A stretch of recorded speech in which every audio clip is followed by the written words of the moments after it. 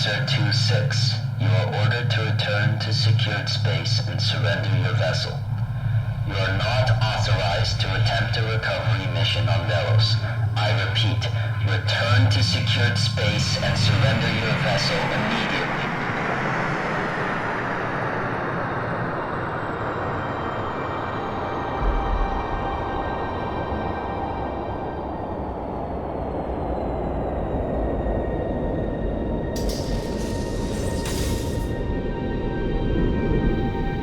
Search the perimeter.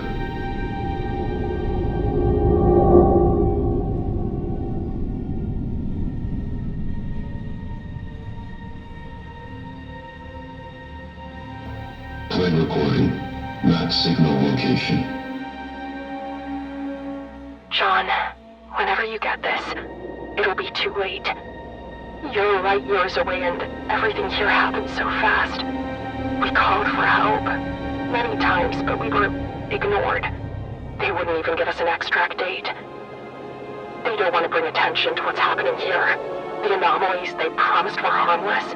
Like how everything seems warped on the security feeds and perimeter footage. Buildings seem to bend.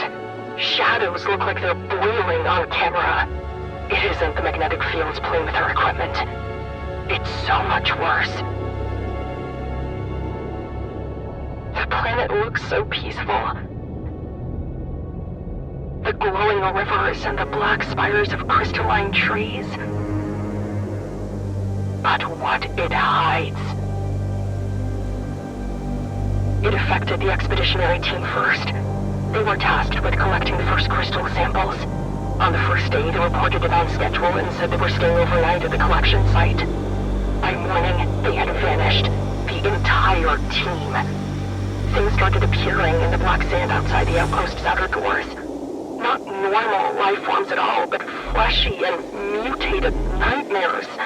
A human jawbone that had sprouted a dozen pink tendrils, pulling itself sightlessly across the ground.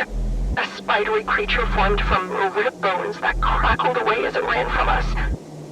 The mutations began to accelerate, birthing winged, demon-like monsters that grew by consuming the parts of their victims, absorbing bones, hair, and even faces into their own bodies. They hunted us, strong enough to rip through doors and break through shielded glass to drag their victims out into the open. We could hear the screaming, but we were helpless. We tried to power up the dropship, but the company had locked all of our equipment in quarantine mode, and our override attempts only resulted in a crash that damaged the outpost. Some went mad, their minds so overcome with fear that they turned on those of us that remained.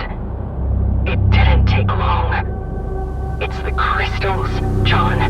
The energy locked inside them, enough to fuel life on entire planets, birds from a dimension we didn't know existed. It warps us when we get too close, pulling us apart at the molecular level once we touch the crystal surface.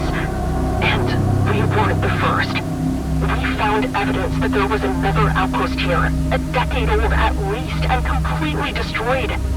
They sent us here knowing how dangerous the crystals are, how their power would seep into us and mutate us from the inside. I escaped the massacre at the outpost, but I think the rest are gone. I was able to get away with a cryo unit and lock myself inside. I don't think those things can sense us through metal barriers, so I might be safe here, but the batteries won't last. I'm not asking for a rescue. It would be too dangerous and too late. I just have to get the warning out, and you're the only one I can trust. I wish it had been different for us. The thought of you, even after all these years. You've made fighting your life, but I hope you always remember what you're fighting for. Not governments, not companies, not profit-driven human expansion. You're fighting for us, for life, not just for our survival, but for what it means to be human, to live for each other. I miss you. I miss you so much. Don't let what we had between us die here. Remember us and survive, John. Survive.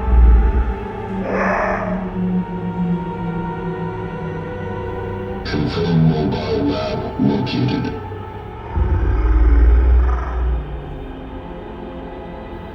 has failed. Ion unit is functioning on reserve.